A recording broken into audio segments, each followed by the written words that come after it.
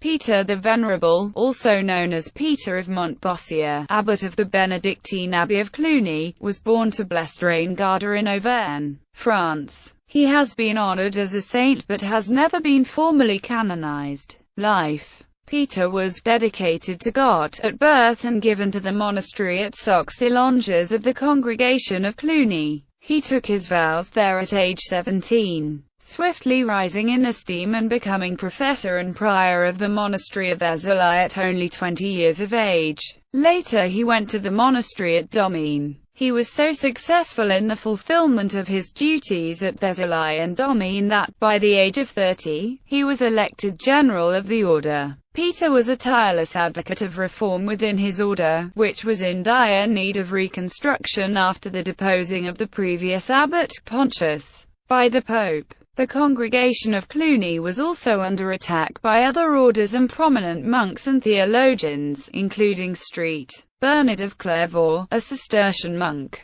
Successfully defending against these attacks and completely reforming his order, Peter earned the appellation of Venerable. Peter became a popular international figure and an associate of many national and religious leaders of his day. He attended many of the important religious councils of his generation, including the Council of Pisa in 1134, where he helped to avert a potential schism in the Church by supporting the cause of Pope Innocent II, and the Council of Reims in 1147. In addition, he defended French theologian Peter Abelard after the latter's rationalistic Trinitarian interpretation had been condemned by the Council of Sens. He granted Abelard hospitality at Cluny and worked to mitigate the sentence of the council, eventually reconciling Abelard with his principal condemner, Saint Bernard of Clairvaux. After Abelard's death, Peter granted him absolution from his sins, at the personal request of Heloise.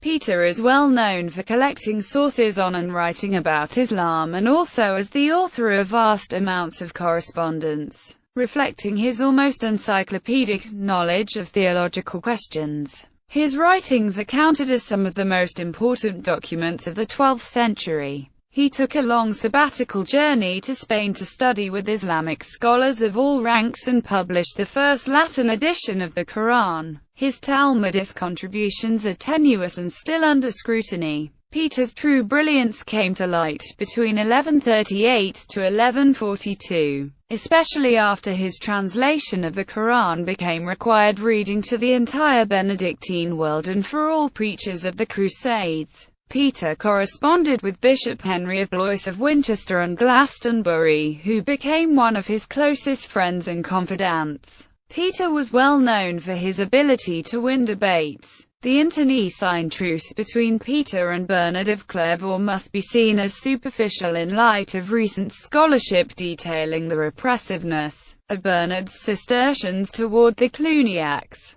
Peter the Venerable died at Cluny on 25 December 1156. His works are edited in Patrologia Latina Volume 189. Contribution to Muslim-Christian Relations. Despite his active life and important role in European history, Peter's greatest achievement is his contribution to the reappraisal of the Church's relations with the religion of Islam. A proponent of studying Islam based upon its own sources, he commissioned a comprehensive translation of Islamic source material, and in 1142 he traveled to Spain where he met his translators. One scholar has described this as a momentous event in the intellectual history of Europe. The Arabic manuscripts which Peter had translated may have been obtained in Toledo, which was an important center for translation from the Arabic. However, Peter appears to have met his team of translators further north, possibly in La Rioja, where he is known to have visited the Cluniac monastery of Santa Maria la Real of Nájera. The project translated a number of texts relating to Islam. They include the Apology of Al-Kindi, and most importantly the first ever translation into Latin of the Arabic Quran, for which Robert of Ketton was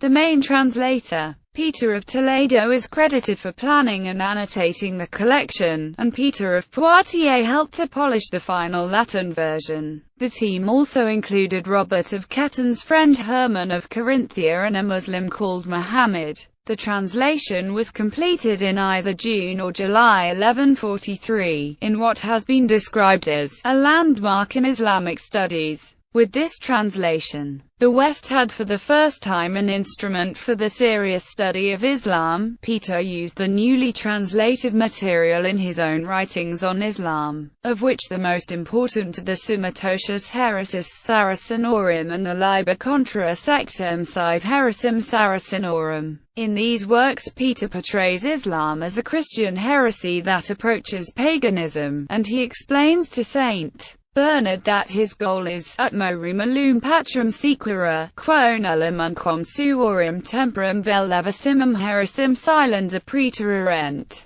Quine totus fide viribus resistrant a scriptis ac disputationibus esse detestandum ac damnabilim demonstrarent, that is, that I may follow the custom of those fathers, who passed over no heresy in silence ever, even the lightest, but rather resisted it with all the strength of their faith, and showed it, through writings and arguments, to be detestable and damnable. While his interpretation of Islam was basically negative, it did manage in setting out a more reasoned approach to Islam, through using its own sources rather than those produced by the hyperactive imagination of some earlier Western Christian writers. Although this alternative approach was not widely accepted or emulated by other Christian scholars of the Middle Ages, it did achieve some influence among a limited number of church figures, including Roger Bacon. At his weekly general audience in St. Peter's Square on 14 October 2009, Pope Benedict XVI used Peter as an example of compassion and understanding, citing Peter's governance of Cluny, diplomacy, and study of Islam.